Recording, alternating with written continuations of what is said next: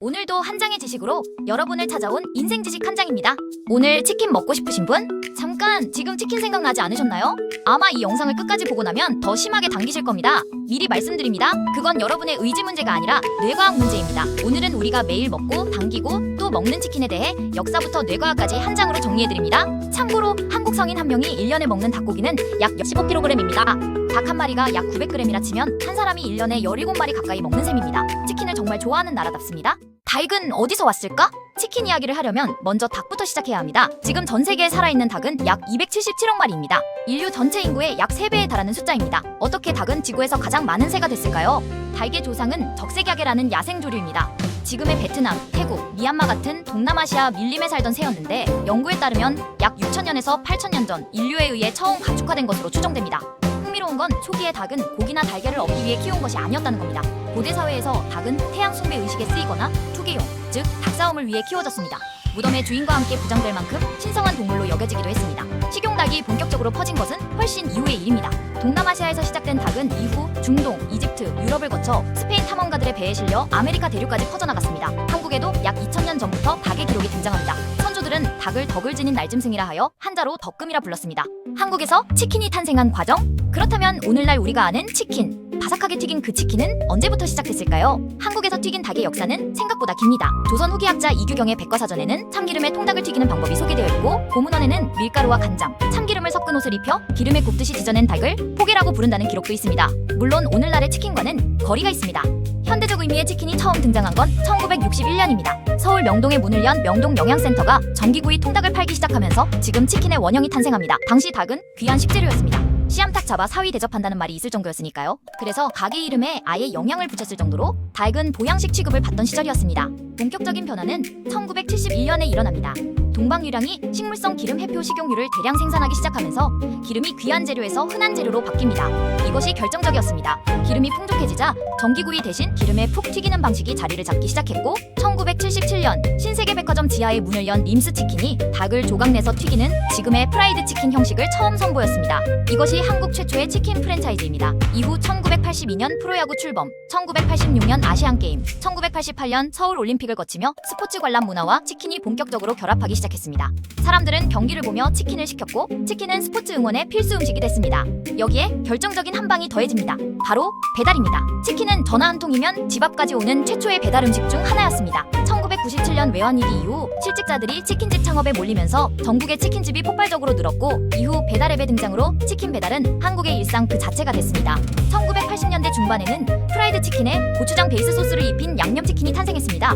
특히 대구는 한국 치킨 역사에서 중요한 도시입니다. 1978년 대구에서 처음으로 간장치킨을 개발했고 교촌치킨, 멕시카나 같은 굵직한 브랜드들이 대구를 기반으로 성장했습니다. 오늘날 전국의 치킨집은 약 4만 개에 달합니다. 전세계 맥도날드 매장 수인 약 4만 개와 맞먹거나 더 많은 숫자입니다. 바삭함의 정체, 마이야르 반응? 자, 그럼 이제 본론입니다. 왜 치킨은 그렇게 맛있을까요? 첫 번째 이유는 마이야르 반응입니다. 고기를 고온에서 조리하면 표면의 아미노산과 당이 화학 반응을 일으켜 수백 가지의 향미 물질이 만들어집니다. 이 반응이 일어나는 온도는 약 140도에서 165도 사이입니다. 기름에 튀기면 이 온도가 표면에 균일하게 전달되면서 황금빛 껍질과 특유의 고소하고 복잡한 향이 동시에 생겨납니다. 불에 구운 고기나 빵, 커피의 향도 모두 이 마이야르 반응의 산물입니다. 여기서 한국 치킨의 특별한 점이 등장합니다. 바로 이중 튀김입니다. 한 번 튀기고 식혔다가 다시 한 번 더 튀기는 방법입니다. 첫 번째 튀김에서 내부를 익히고 두 번째 튀김에서 표면의 수분을 완전히 날려버립니다. 수분이 빠진 자리에 기름이 채워지면서 훨씬 더 바삭하고 오래가는 껍질이 만들어집니다. 미국식 프라이드 치킨이 두꺼운 튀김옷으로 승부한다면 한국식 치킨은 이 이중 튀김 기술로 얇지만 오래가는 바삭함을 구현합니다. 세계가 한국 치킨에 주목하는 이유 중 하나가 바로 이 기술입니다. 뇌는 왜 치킨을 원하는가? 도파민 이야기. 두 번째 이유는 우리 뇌에 있습니다. 치킨은 지방과 단백질이 동시에 높은 음식입니다. 인류의 뇌는 수십만 년의 진화 과정에서 고칼로리 음식, 특히 지방과 단백질이 풍부한 음식을 먹었을 때 보상 신호를 내보내도록 설계되어 있습니다. 이 보상 신호가 바로 도파민입니다. 도파민은 흔히 행복 호르몬으로 불리지만 정확히는 다시 하고 싶다는 동기를 만드는 신경 전달 물질입니다. 치킨을 먹을 때 뇌의 보상 회로가 활성화되면서 도파민이 분비되고 우리는 그 느낌을 기억했다가 다음에 또 치킨을 찾게 됩니다. 여기에 글루탐산 나트륨, 즉 감칠맛 성분이 더해집니다. 치킨을 만들 때 들어가는 염지 과정, 양념, 각종 소스에는 감칠맛을 내는 성분이 포함되어 있는데 이 성분들이 혀의 수용체를 자극해 뇌에 이 음식은 영양가 있다는 신호를 보냅니다. 뇌가 속는 것입니다. 결국 치킨 앞에서 의지력이 무너지는 건 나약해서가 아닙니다. 수십만 년의 진화가 만들어 놓은 뇌 구조가 그렇게 반응하도록 설계되어 있기 때문입니다. 치맥, 왜 맥주랑 같이 먹으면 더 맛있을까?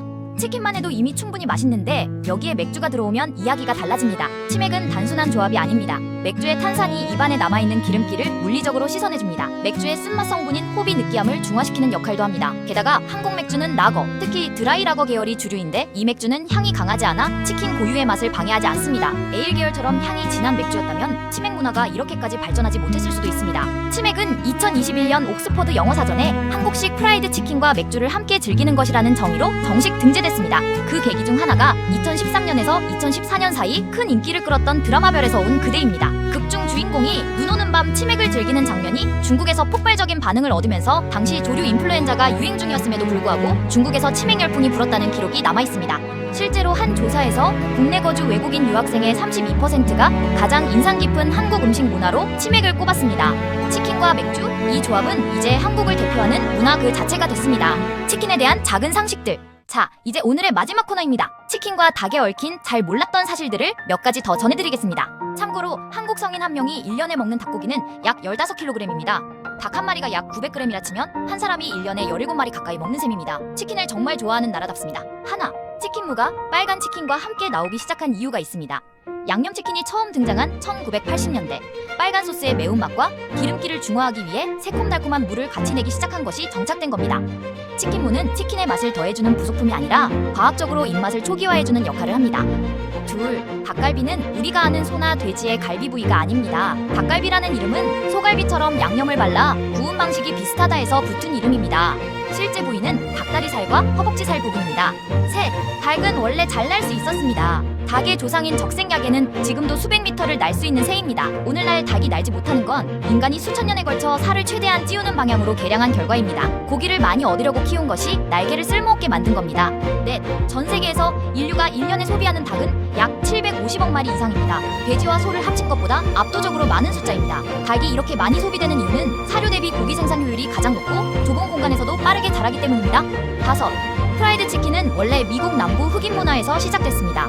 19세기 노예제 시절 백인들이 선호하지 않던 닭의 부위들을 가져다 기름에 튀겨 먹은 것이 프라이드 치킨의 기원으로 알려져 있습니다. 그것이 미군을 통해 한국에 들어오고 한국에서 완전히 새로운 형태로 진화해 이제는 세계가 K치킨을 역수입하는 상황이 됐습니다. 이후 치킨은 끊임없이 진화했습니다. 간장치킨, 파닭, 닭강정, 화덕치킨, 순살치킨까지 오늘날 한국에는 400개가 넘는 치킨 브랜드가 존재합니다. 매년 새로운 맛이 등장하고 매년 누군가는 또 새로운 치킨집을 엽니다. 어쩌면 치킨은 완성된 음식이 아니라 지금도 계속 진화 중인 음식인지도 모릅니다. 결국 오늘 우리가 먹는 치킨 한 조각에는 8,000년 전 동남아시아 밀림의 야생닭에서 시작해 조선의 포개, 명동 영양센터의 전기구이 통닭, 이중튀김 기술, 그리고 전 세계에 퍼진 치맥 문화까지 긴 역사가 담겨 있습니다. 치킨이 당기는 건 어쩌면 당연한 일일지도 모릅니다. 수천 년의 역사가 우리 뇌 속에 각인돼 있는 거죠.